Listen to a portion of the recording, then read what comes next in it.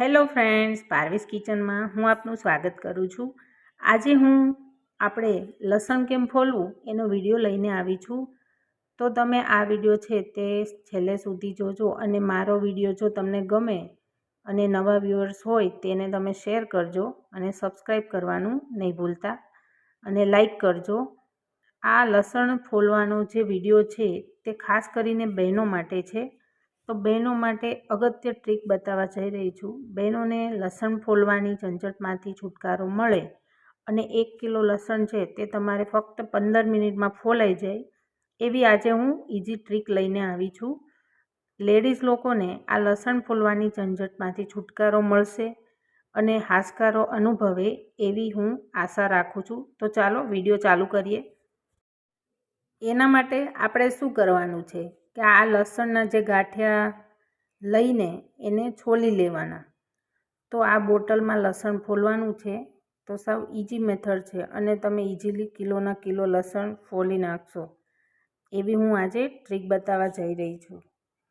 તો આ રીતે ગાંઠિયો ફોલી લેવાનો અને બધી જ કળીઓ છે તે આપણે આ રીતે છૂટી કરી લેવાની। સવારમાં લેડીઝ લોકોને ઉતાવળ હોય અને ટિફિન માટે જલ્દી જરૂરી લસણ જોઈતું હોય એના માટે પણ આ ટ્રીક ખૂબ જ ઉપયોગી થશે।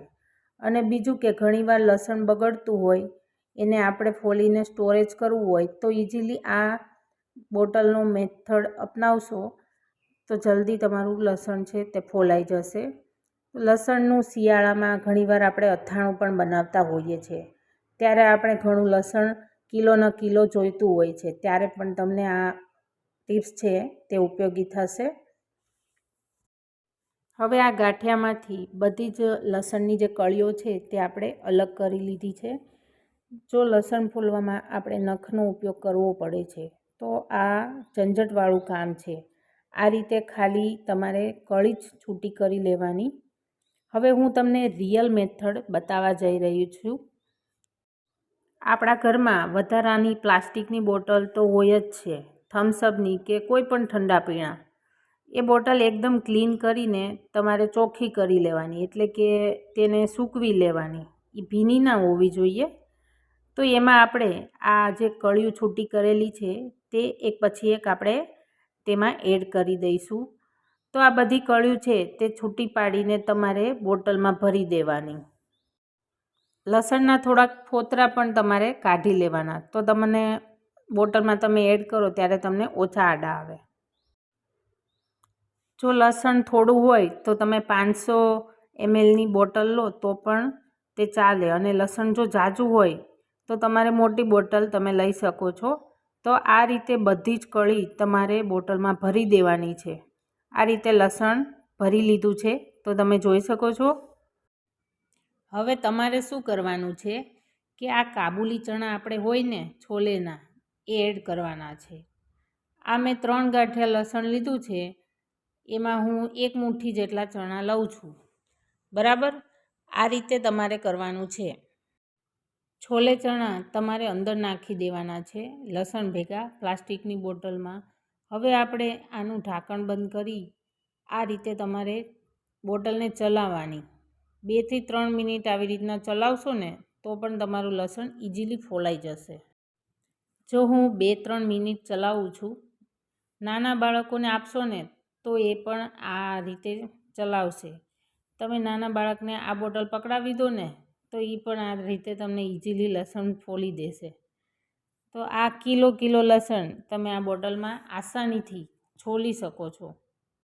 તમે જોઈ શકો છો આપણા ફોતરા છે તે એકદમ ઉપર નીચે થઈ ગયા છે। એનું કારણ એ છે કે લસણનું ઓઇલ છૂટે છે ને એટલે ફોતરા એકબીજાને ચીપકી જાય છે। આ મેથડ તમે ખાસ અપનાવજો મિત્રો, ખૂબ જ ઇઝી મેથડ છે કિલોના કિલો લસણ ફોલવા માટે। તો હવે આ લસણ આપણે ફોલાઈ ગયું છે તો હવે એક ડીશમાં આપણે બધું જ લસણ છે તે કાઢી લઈએ। હવે આમાંથી આપણે જે ફોલાયેલી કળીઓ છે તે અલગ કરીને સાઈડમાં એક ડીશમાં મૂકી દઈશું। તો એકદમ ઓછા સમયમાં આટલું બધું લસણ ફોલવા માટે એકદમ ઇઝી ટ્રીક છે। આ ટ્રીક તમે મિત્રો જરૂરથી અપનાવજો।